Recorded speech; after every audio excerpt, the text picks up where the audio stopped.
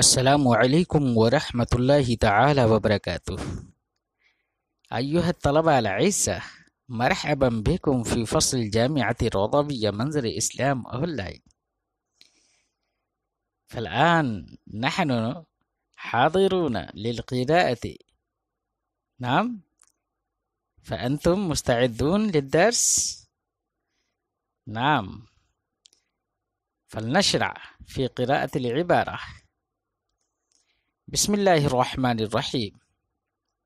وقال ابن زيابة التيمي: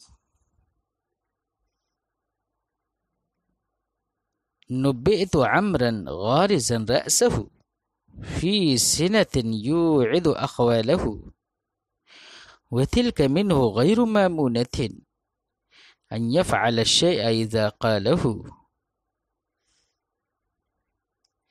نبئت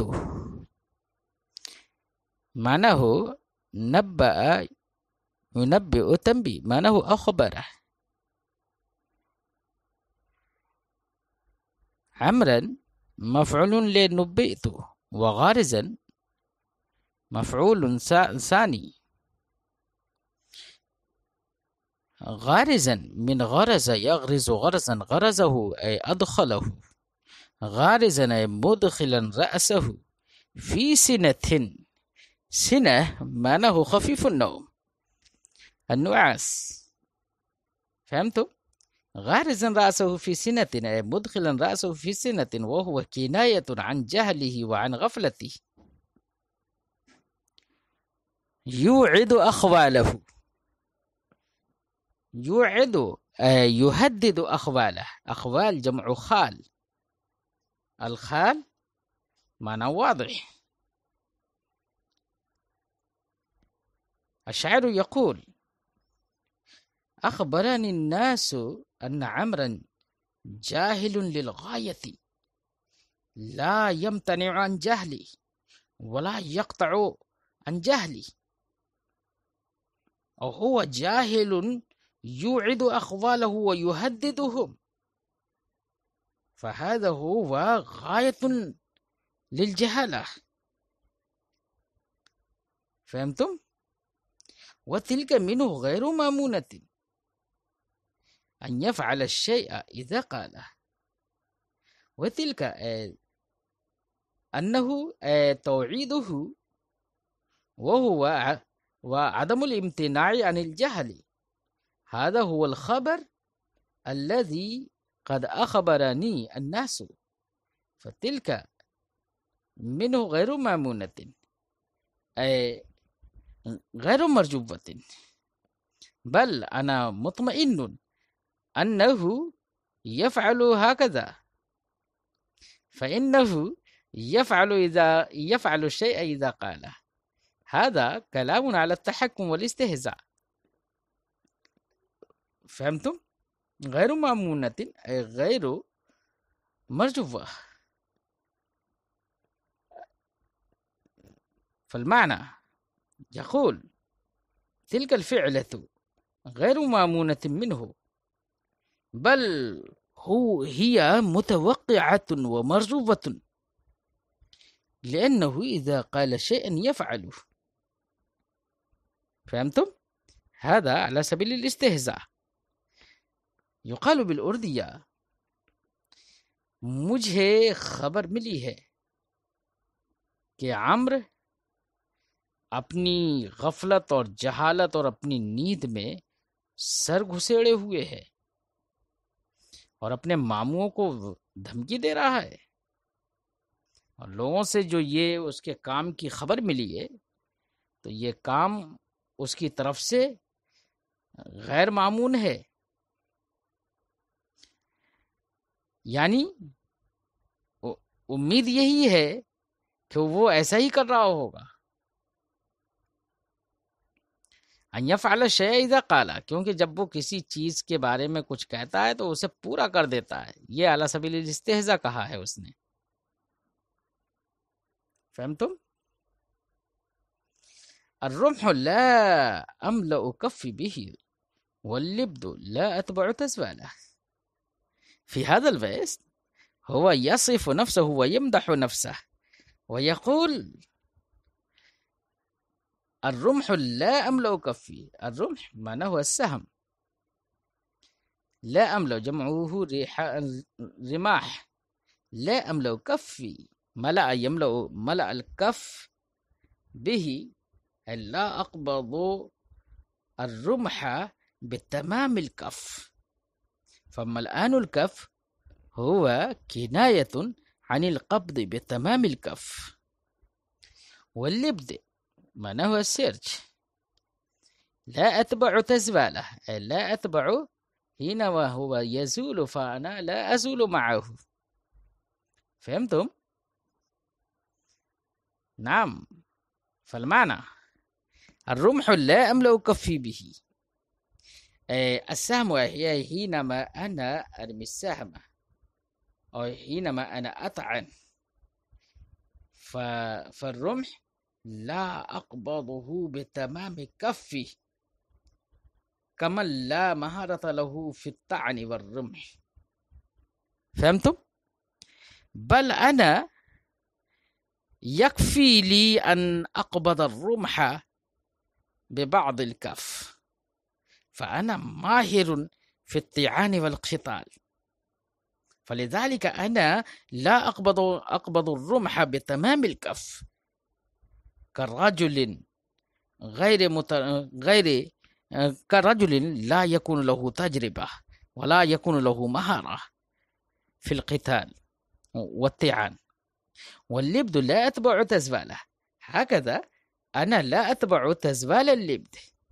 حينما يزول اللبد عن زهر الفرس، فمن لا يكون له مهارة في الركوب هو يزول مع تزواله مع زواله. ولكن أنا حينما يزول اللبد عن زهر فرسي فأنا لا أزول مع زوال اللبد، بل أنا أكون مستقرا مطمئنا ثابتا على ظهر الفرس. فإن سقط اللبد، يقال بالأردية میں نیزے کو پوری ہتھیلی سے نہیں پکڑتا ہوں، پورا یہ ہتھیلی نیزے سے نہیں بھرتا ہوں، کیونکہ میں بڑا ماہر ہوں، آرام سے تھوڑا سا پکڑ لیتا ہوں نیزہ، تب بھی میرا کام چلتا ہے۔ واللبد لا اتبع تزوالہ، اور زین جب گھوڑے کی پیٹھ سے پھسلتی ہے تو میں اس کے ساتھ میں نہیں پھسلتا، کیونکہ میں ماہر ہوں، جبکہ دوسرے اناڑی لوگ اس کے ساتھ میں پھسل جاتے ہیں۔ والدرع لا ابغی بها ثروة كل امرئ مستودع ماله۔ الدرع معنی واضح، الدرع ما يلبس عند القتال هو الدرع، يقال بالأردية زرع. والدرع لا أبغي بها، بغى يبغي معناه طلبه، لا أبغي بها، لا أطلب بتلك الدرع ثروة وخيرا. الثروة معناه خير الناس وخير المال هو ثروة، أو الثروة معناه الكثرة، سواء كانت تلك الكثرة للناس أو للمال.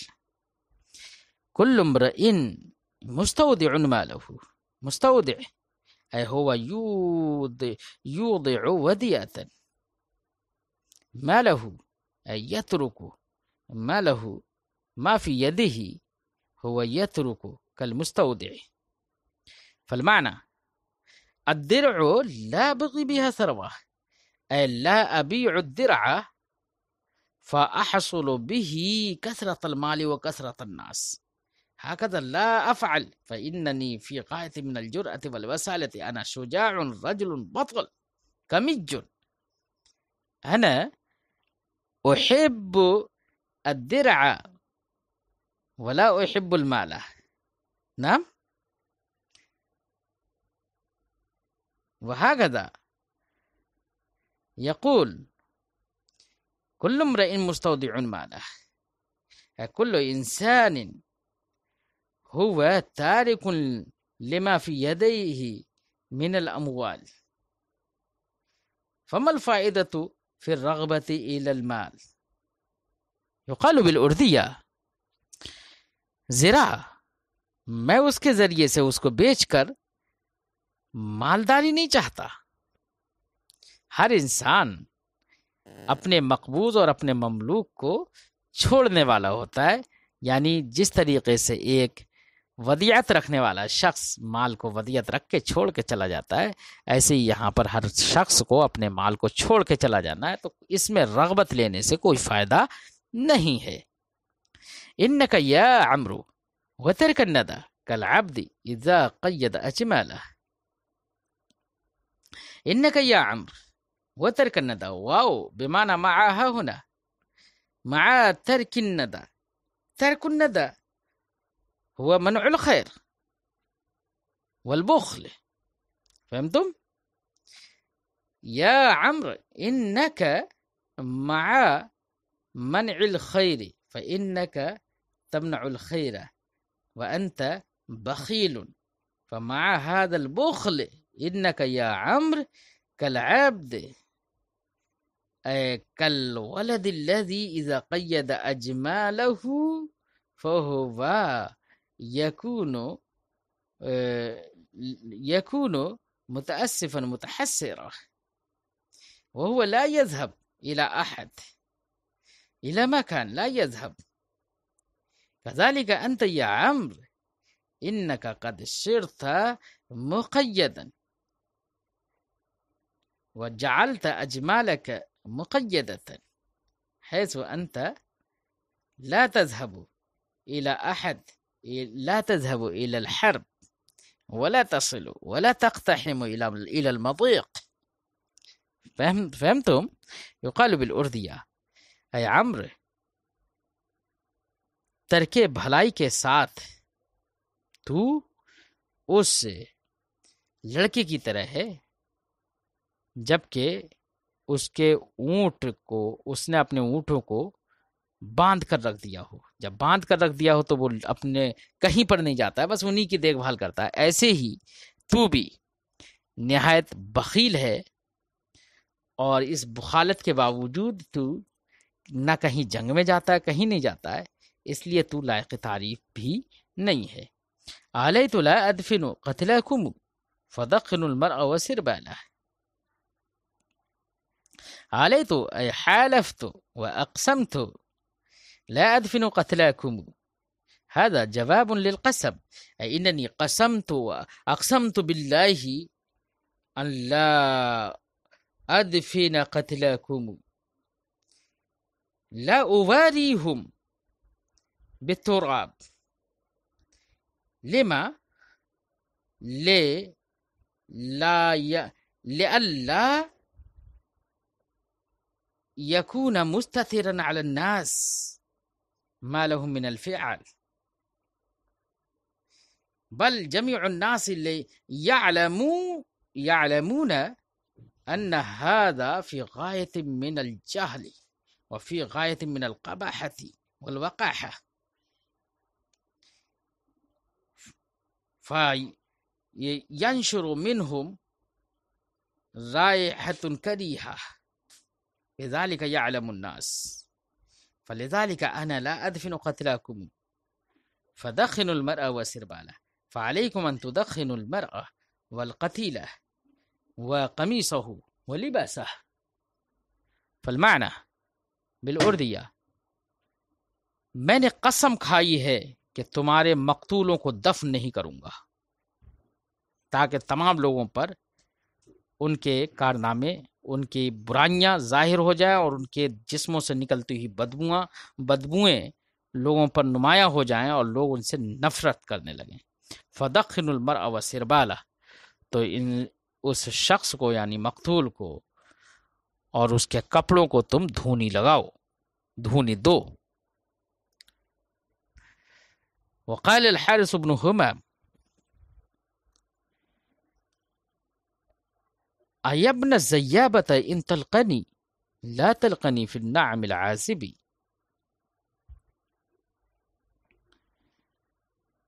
وتلقني يشتد بي أجرد مستقدم البركة كالراكب.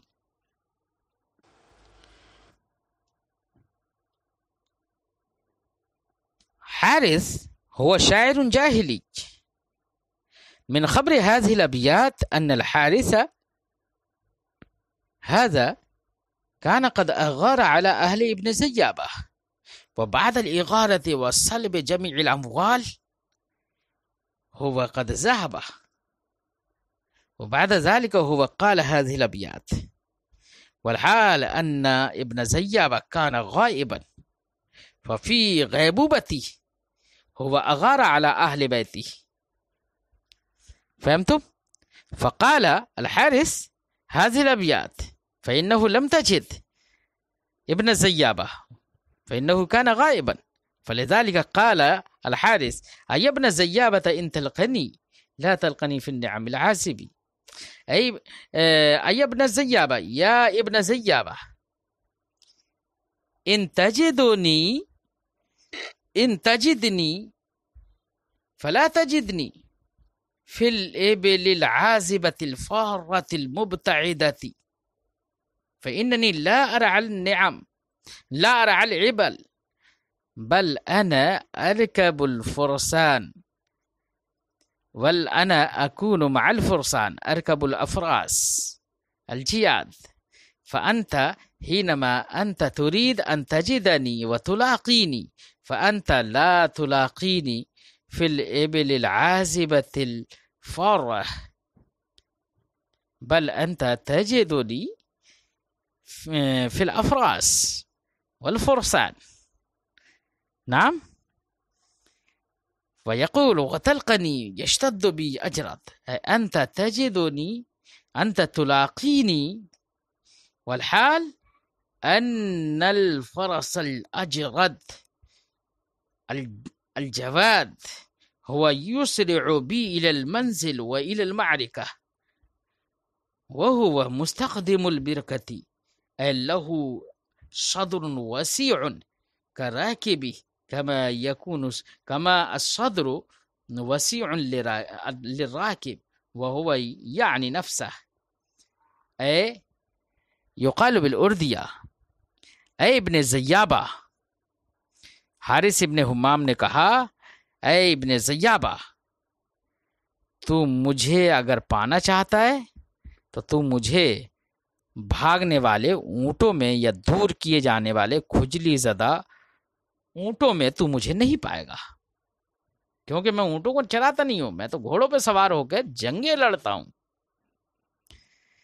تو مجھے پائے گا اس حال میں کہ ایک بے بال اور عمدہ گھوڑا مجھے تیزی سے منزل اور مارکا اور رزمگاہ کی جانب لوٹ لے کے جا رہا ہوگا، مستقدم البرکت کر راکبی، اور وہ گھوڑا مستقدم البرکہ، اس گھوڑے کا سینہ چوڑا ہے، وسیع ہے، اٹھا ہوا ہے، کر راکب اپنے سوار کی طرح، یعنی جس طریقے سے اس گھوڑے کے سوار کا سینہ وسیع ہے ایسے ہی اس کا سینہ بھی وسیع ہے۔ فَهَذَا هُوَ وَصْفٌ مَمْدُوحٌ فِي الْأَفْرَاسِ وَالرِّجَالِ، فهمتم؟ وهو دلیل على الشجاعة والمراس۔ فأجاب ابن الزيابة على وزنها حينما قال حارث بن همام، فبلغ هذه الأبيات إلى ابن زيابة، فأجاب ابن زيابة على وزنها وقال يا لهف زيابة للحارث الصابح فالغانم فالآئب، يا لهف زيابة، يا لهف، ها هنا ندى للهف، اللهف معناه التحسر والأسف، فهمتم؟ ولكن حينما ينادي أحد لهف فالمراد منه والكناية منه الأسف الشديد، يا لهف الزيابة للحارث، يا أيها الناس انظروا إلى الحزن الشديد وإلى اللهف الشديد الذي قد حصل وحدث لزيابته من جهة الحارس، فإن الحارس قد أتى صباحا ثم حصل الغنیمة ثم رجع وإني كنت غائبة والله لو لاقيته خاليا لآب سيفان مع الغالب والله لو وجدته منفردا خاليا عن الناس لرجع سيفان مع الغالب. سيف يرجع سيفي وسيفه مع الغالب وأنا أكون غالبا عليه في تلك المقاتلة أنا آتي بسيفه أيضا.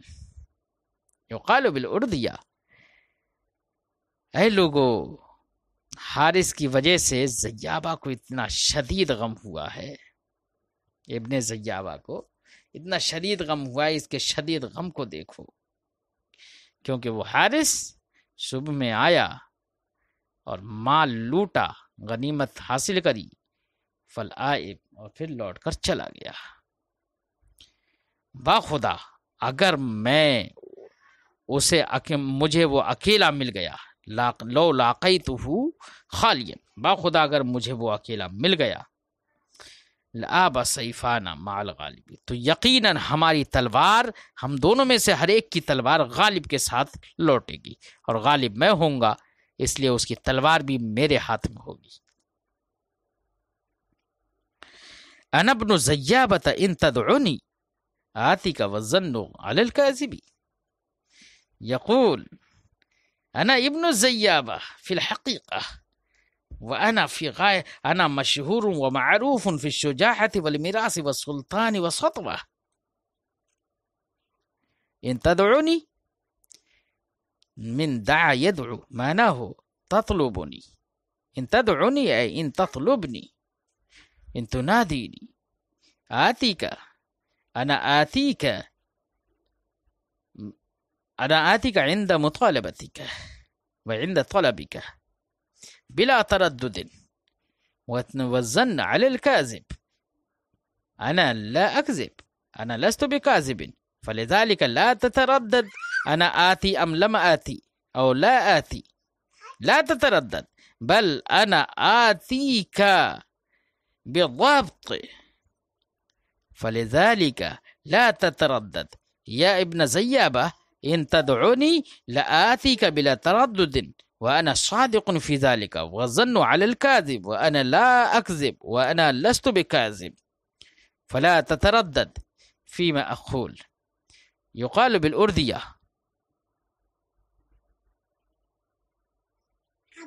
اے ابن زیابہ، تو اگر مجھے بلائے گا تو میں یقیناً آؤں گا، اور تردد تو جھوٹے آدمی پر ہوتا ہے۔ فهمتم ایھا الطلبہ؟ فالآن ينتهي الدرس، نحن نلاقيكم فيما بعد ان شاء الله تعالى۔ السلام علیکم ورحمۃ اللہ تعالی وبرکاتہ۔